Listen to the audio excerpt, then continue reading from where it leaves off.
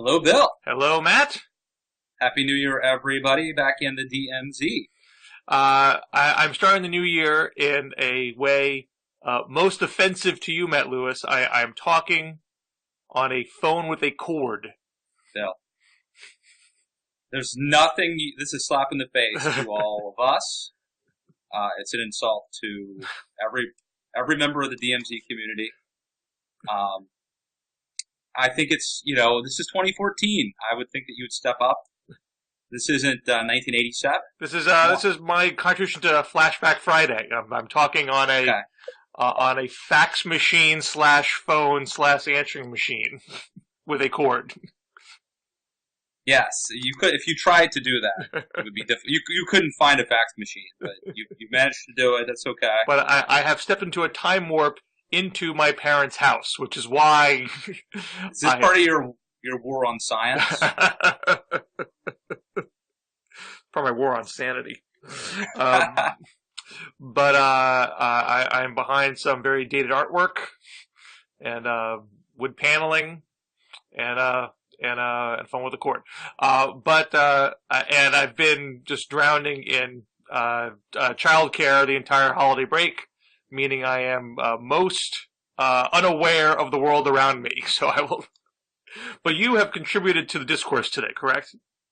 A little bit. I've been lazy and slow to come back from vacation mode, but I did write something today, which is really kind of restating something that I've written about a few times in recent years. But there's a new Pew Research poll on the public's views on human evolution, and one of their findings is that just since 2009, fewer Republicans are likely to say that humans have evolved over time. So it's a fairly significant drop in that belief just since 2009. There, over at the Atlantic, there's, and people trying to sort of look at why this happened. But there really isn't any definitive reason why it's happened. Of course, you and I, Bill, know that sometimes the way you word polls or surveys can skew them. So I'll take it with, I don't want to go too far with it, but it was an opportunity for me to write again how it's not mutually exclusive, that it's entirely possible for someone to be a Christian and to believe in evolution. As a rule, Catholics don't have a problem with it at all. And what I found by writing about this over the years is that even amongst Protestants, prior to the Scopes monkey trial, essentially they were very open to the possibility that evolution was part of God's plan. But since then, it's become part of this culture war. And I don't know if you have any theories, your theory of evolution, Bill, as to why, apparently, if you buy this Pew poll, more Republicans are doubting it than just a few years ago. Well, I'm always suspicious of any kind of single poll on these types of questions. And I guess the two, the two reasons that kind of pop up into my mind is one is the pool of Republicans changing. So it's not necessarily that people used to believe in evolution no longer do. It's that perhaps the people who self-identify as Republicans might be a smaller pool. It might be people who are, Charles Krauthammer conservative atheists are calling themselves independents and not Republicans. Right. Is that what's going on here? These aren't necessarily either ors. Are there Republicans who just say stuff like that because they think it's the politically incorrect thing to do? I've always been very suspicious of polls saying we believe that Obama's a Muslim. Do you really believe that, or are you just telling the pollster that? Because it's kind of a fun thing to believe, or to pretend you believe it, even though you don't really deep down believe it. Well, there's also the thing, and I mean, the worst example of this sort of binary choice was I think it was Fox News. I have to go back and look, but there was a debate in 2008 where they basically said, like, raise your hand if you believe in evolution. But there was no opportunity to expound on it.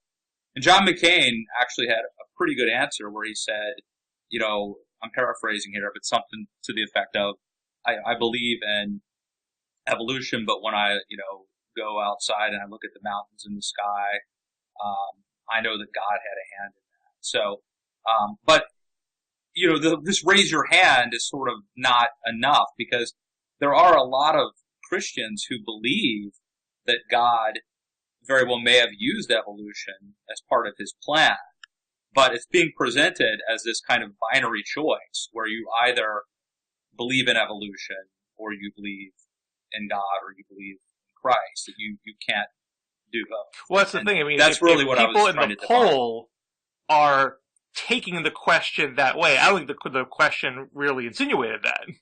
But if it's sort of in the ether that to say you don't believe it, you say you believe in evolution means you don't believe in the Bible, you don't believe in God, that it's somehow this overly simplistic question. Maybe you'll tell the pollster you don't with that basis, and maybe with some follow-up questioning you would find, well, it's not necessarily all that simple in my mind. So I don't necessarily presume this means Republicans are becoming more anti-science than they were previously, but it does perhaps get at what you and I talked with in one of our last shows, where I feel like conservatives are sort of obsessed with these notions of political correctness to the point where it's hamstringing their ability to engage in the discourse in a way that makes them seem like they're in the mainstream. Right. I do want to say one of your premise was astute, or your theory as to why this could have been skewed was astute. David Graham at The Atlantic looked into this, and he says both Gallup and separate polling from Pew found approximately the same party ID in 2009 and 2013. So he's essentially saying that it's not that that the GOP self-identified Republicans are changing.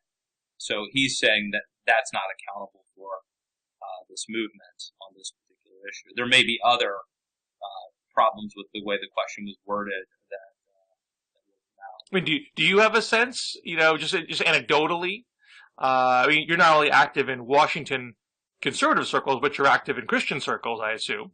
Do you think that people are becoming more antagonistic to evolution than they were 5 years ago? Do you notice a difference? And my sense is actually the opposite, honestly. I mean, first, as I noted, Catholics have generally been very open to evolution as part of God's plan, and John Paul II went out of his way to reaffirm that in 1996. But I also think people like Tim Keller, who's a very prominent pastor of a church called Christ Redeemer in New York City, one of the top Protestant,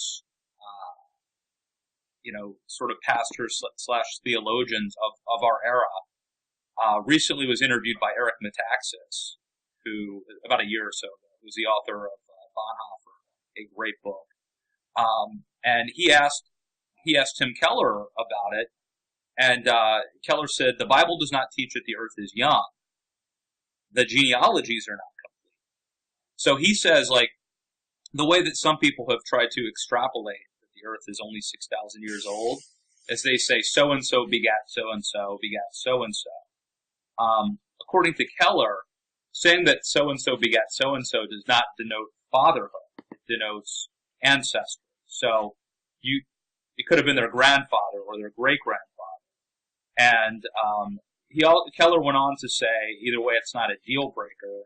Quote, it's not in the Apostles' Creed, and therefore there's wiggle room. So this is a very prominent Christian pastor who is essentially saying, like, number one, it's not a deal breaker. It's not like this is going to send you to hell if you believe in evolution or if you don't. And then secondly, he's saying that the Bible doesn't really take a position on this. So my sense has been more openness, but it may be like self-selective. It may be the sorts of folks that I'm, where I live, the kind of people I'm listening to, talking to. But the bottom line is, this strikes me as really odd. Why would the numbers change? And I have to look at it, but they change by, 5 or more points, or percent. I cannot figure out why it would have changed just since 2009. There's no reason as far as I can tell. Yeah. So, okay, Bill, actually, it is today 43% of Republicans answered yes to the question about evolution. And it was 54% in 2009. That's a pretty significant swing in a matter of a couple of years, really for no apparent reason. So, read into that what you will, if it's a flawed question, or if something is happening. It could just be a rejection of the culture war.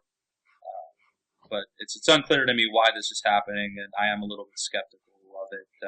But it was an excuse for me to kind of make the larger point that if you are a Christian conservative, you may or may not believe in evolution. But a lot of folks think that they're not mutually exclusive.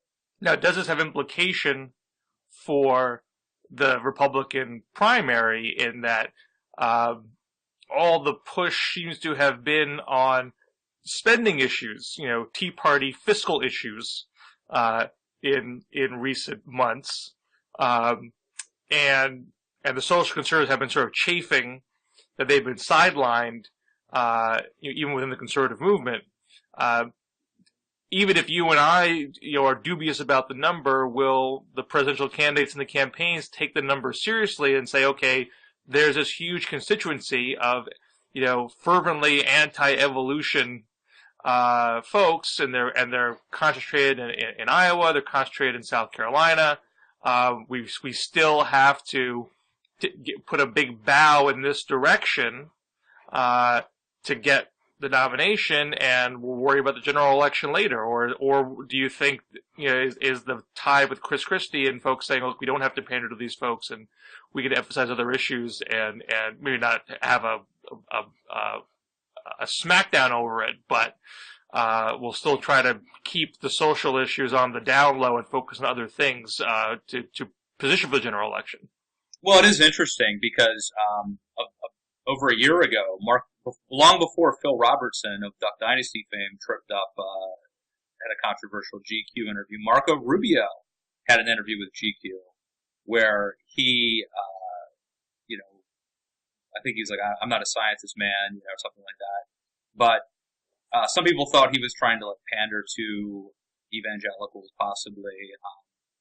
And so it's possible it could influence how politicians, especially in Iowa, approach these issues. I think a bigger problem or a bigger concern is that a story like this, and it's too far out now to matter, but if this story came out in an election, it gives an excuse for debate moderators or reporters to ask the Republican politicians, these questions.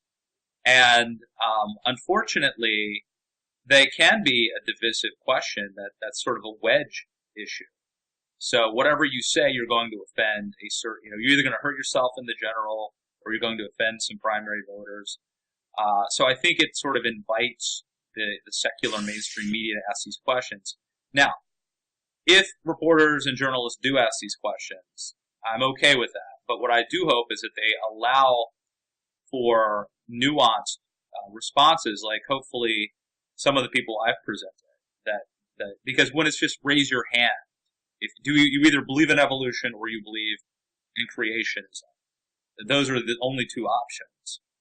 I'm not a theologian, but there are people who believe that God used evolution to create man and then breathe spiritual life into Adam. And so that would be when the Bible talks about God creating man. That would be what it meant. The question is it a literal interpretation? Is it symbolic? You could very much be a staunch believer in the Bible who essentially believes in inerrancy, believes in the divinity of Christ, miracles, all sorts of things, and still believe in evolution. But you sort of need longer than a soundbite to make that point. And the danger is that this issue could be used as a wedge issue where if you say you believe in evolution, then what voters are hearing is, that guy's a sellout, he's a liberal. And so, on the other hand, if you say that you that you believe in creationism, which could simply be that God like started the Big Bang or whatever, then there are some people who are going to say that you're, that you believe in a young Earth and that you are part of the Republican war on science. So, a long way of saying I think it's a really divisive, tough issue, even though conservatives and Christians could have a very, I think, compelling and legitimate answer to it. Well, but isn't this the push-pull in any primary or any political campaign? The media, and I think also voters, when questioning politicians, want simple yes/no answers. They want to check boxes. They want to have simple copy for their pieces. And so they ask you, they want to put you on the spot, and not give you a chance to give long meandering answers that might not even address the question at all. And so they try to put things in as simplistic a form as possible. And it's the challenge for the politician, to, find a way to explain themselves in a way, if nuance is called for, to get beyond the question and try to answer it without seeming evasive. I mean, that's not just an evolution problem. I mean, Hillary Clinton got tripped up on illegal immigration in 2008 because she had trouble sort of pinpointing position, and that made her an unusual circumstance. Just another example where hot button issues are hard to talk about, in nuanced ways. Yeah, I agree. I mean, I think conservatives would point to the fact that most of the people asking the question tend to be secular liberals who who may have, trying to stir up division on the right. But if you're an anti-evolution fundamentalist Christian, don't you want a simple answer to that, yes or no, too? Don't you want to see your litmus test has been achieved? I mean, I suppose there are some people out there. Honestly, I don't know that that's the huge litmus test. I mean, I'm sure there are some people out there that's their litmus test. But I would think for the vast majority of people, there are other issues. It could be gay marriage. It could be pro-life. But I would think that there are probably more important issues. I mean, as Tim Keller mentioned, this is not a litmus test for salvation, according to Christian theology, number one. And number two, it's not really that relevant of a political question. I mean, I suppose you could argue over whether or not textbooks in Texas should teach theory of evolution, but running for national office, I would think that, where you stand on the right to life or gay marriage, I mean, those are hot-button controversial issues, too. I would think that those would be much more relevant to someone running for president than this issue, but it does tend to come up, and this is just the latest example. Well, shaping up as a litmus test on the left is the issue of unemployment insurance. The extended benefits lapsed as of the new year, but Harry Reid has vowed it's going to be the first vote out of the box in the Senate on Monday, and I think I would imagine all of, or at least most Democrats vote for it. Perhaps some of the redder state Democrats are vulnerable races. Maybe they're going to think twice. I don't know yet. All right, well, let me stop you. You called it unemployment insurance. I've not heard it called that. Well, I'm just being technical. I mean, that's the benefits that the unemployed are getting come out of the unemployment insurance pool of funds. I was just trying to see if this is like a new lake off, framing thing. I think that's the name of the program, as far as what I understand. Okay. Okay. I mean, actually, when I tend to write about it, I tend to actually say jobless aid, just because I think that it's more. It's like it's benefits. I mean, they should call it insurance more because the left should, because insurance implies something, and this is what they always, any entitlement. I mean, Social Security or whatever.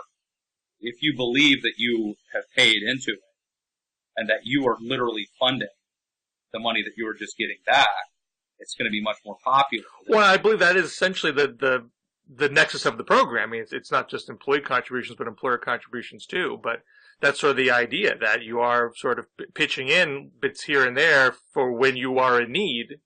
So it's there for you to sort of maintain your relative quality of life while you legitimately are out of work and looking for work. Not just not being a bum, not trying to live off the dole, not giving up on the job search, but you're in a jam. You got a family to feed. It's not just so easy just to sort of unload your house and downsize your entire lifestyle because you got laid off. So how do you maintain what you have while you're out looking for work? I mean, that's my understanding of the point of the program. And you now have this class of people, so the general idea of the program is meant to be more of a short-term program.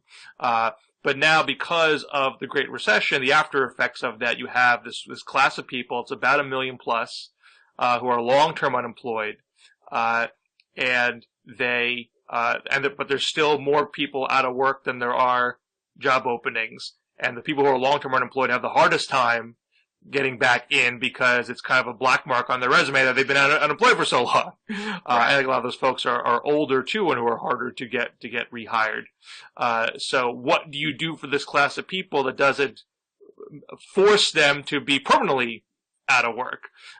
Is it better for them to keep this aid going, or do they just need to be cut off and learn to live off the land, and so they become hungrier to find more work? I mean, that's sort of the debate that's going on right now between left and right, which I think the right has an argument in a time when there are plentiful job opportunities, and right now we don't seem to be in that situation.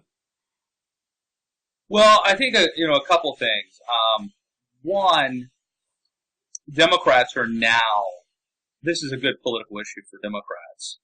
It's part of Obama's larger sort of income inequality argument. Which, when he's talking about that, he's generally winning. I think anything that distracts him from that is bad for Obama, including the Obamacare failures. So, I guess where to begin? First, I would say, if Democrats, now they're sort of making this out to be a big, big deal, and maybe it is, but they didn't fight for it during the Ryan Murray budget. They didn't fight for this, they didn't fight for raising unemployment. And so I would question now their argument that they care so much and that Republicans need to do the right thing. You made a point, Bill, about how unemployment benefits could be a crutch and could actually prolong the problem. It's such a hard argument to make politically. It just sounds so horrible, but it does make sense that two things could be true. One is, if you are getting benefits, you may be less likely to take a job that isn't perfect, that pays less money than you used to make, or isn't in the field that you prefer to be in. You could argue that that's a good thing, that it's not good for the economy in the long term for people to take jobs that are out of their skill set. But you could also argue it'd be better for them to go to work doing something, and that the benefits make it less likely that they will, which means they'll be out of work longer, which means it's actually, ironically, less likely that they'll get hired, because the longer they're out of the work, the less likely it is that they'll get hired. There are some interesting ideas floating around. I've heard people like Charles Krauthammer and Harold Ford. This isn't to do with the long-term unemployment per se, but in terms of minimum wage, which I think is tied into this larger issue. They brought up ideas like paying breadwinners more. This has a problem. It means people will be less likely to hire breadwinners. Possibly. They'll hire high school students and pay them minimum wage. In terms of the specific issue of the unemployment benefits, Michael Strain at AEI has some interesting ideas, earned income tax credits, travel vouchers or relocation vouchers. If you live in Nevada and it's a bad economy and you want to move to North Dakota, it's 4% unemployment, rather than paying somebody not to work, why don't we pay them to move to North Dakota? Give them a one-time lump bonus when they get there. These are some creative ideas that sort of eschew this binary choice. So it's rejecting the notion of let them eat cake, but it's also rejecting the notion that the only tool at our disposal is unemployment benefits. I do hope that there's more discussion about some of these creative ideas. Well, I think, and it's not to endorse any of those specific ideas, but I think Republicans would be in better shape they were perceived as having a jobs plan of some sort. I mean, I don't think that perception. I mean, what you generally hear from Republicans when it comes to jobs is kind of the standard: if we cut taxes and cut regulation, we'd unleash the power of the free markets and more jobs would be there. And sort of that seems to not really, make the sale, I think, to a lot of folks in the middle right now. So if there was a sense like, what, I don't really believe in this extended UI, but I had this other idea for these long-term unemployed, which we all agree is a very difficult problem to solve, and there's no easy solutions, but we have this package, and we're going to put that on the table in some kind of, formal way, and then maybe we can have some kind of conversation about jobless aid and split the difference. That I think would put them in a much better stead. And that now it just seems like we just want to be cheap and not spend money, and we don't care that you're going to, fall off the edge. I mean, I don't think that the messaging on the Republican side comes across as much better than that. Yeah, I think you're right. And I think honestly, why is it that our only two options are to either do nothing, let them eat cake, or pay people to not work? Why? There's nothing else we can do. We're smart people. We've got, I sound like Fredo. I'm smart. There are other options that we can do. And again, one option, it wouldn't work for everybody. But if you were young, if you live in Detroit, you may need to move if you want to get a job. It's just that simple. And if you're upside down on a house and you've got a bunch of kids and you're, 50 years old, you probably can't move.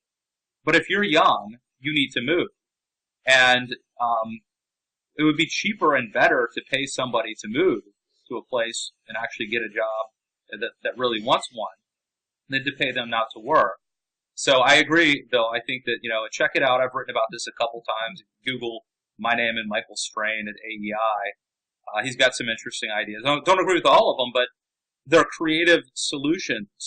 There's plenty of people on the left that support in general the idea of transportation assistance to help people get jobs. It's usually talked about in more of a commuter setting than actually long distance relocation. But it's a similar concept.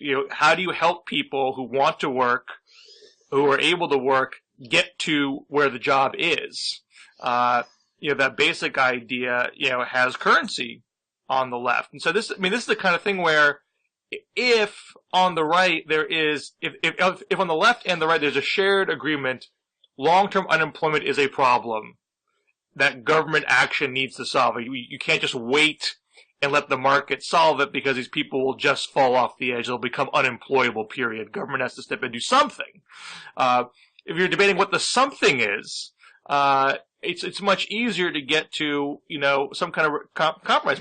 Conservatives right now aren't saying abolish unemployment insurance, period. They're debating the length of time. Well, look, so you're right. Right now, the length of time and negotiate what other kind of job assistance that you offer. There's certainly room to find compromise there. Well, look, I think Republicans would be hesitant to open up a new front in the entitlement world where now you're entitled to health insurance and a ride to work. That might be the unfortunate logical conclusion of this. But you're right. Republicans support, right now it's 26 weeks. That's a long time to be paid to be out of work. And I think, honestly, Republicans would support extending it if it's paid for. They don't want to do it without paying for it, which is a good idea. But if the Democrats can find revenue somewhere, move some money around, I think Republicans would support. So as I was saying, the bottom line I think is that I don't think either side wants to be uncompassionate. I do think that the economy turning around is the fact that we're worrying about raising minimum wage or wringing our hands about extending unemployment is really an indictment on us and on the economy, which Obama has now been in charge of for 5 years. Really the solutions to grow jobs, to change the economy, to get things going again so people are out there competing to hire people. If we have to do something in the short term, then let's be smart about it and be open to some creative solutions. Well, I think the GDP numbers have actually been pretty good, last couple of quarters, and the job growth numbers are starting to, ramp up. Turn it around. What's that? It could. I mean, maybe it'll turn. Maybe in a year, it's a moot point. Maybe Well, I think the economy's been sort of on a slow mend, which is kind of frustrating and also sort of tricky. When do you stop the aid? When does the Fed pull back? When do you stop with the extended unemployment benefits? What's the right point? You can do it too early sometimes, but we're kind of, the ship is starting to turn, and the question becomes, when is it that you see yourself there? Yeah. I'm sure I've made my point somehow in some way. I can't tie it off. But you have to run too, right? Yeah, I got to bounce. All right, good show. Thank you, everybody, for sticking with us another year, and we'll see you back here next week in the DMZ. Okay, take care. Thanks.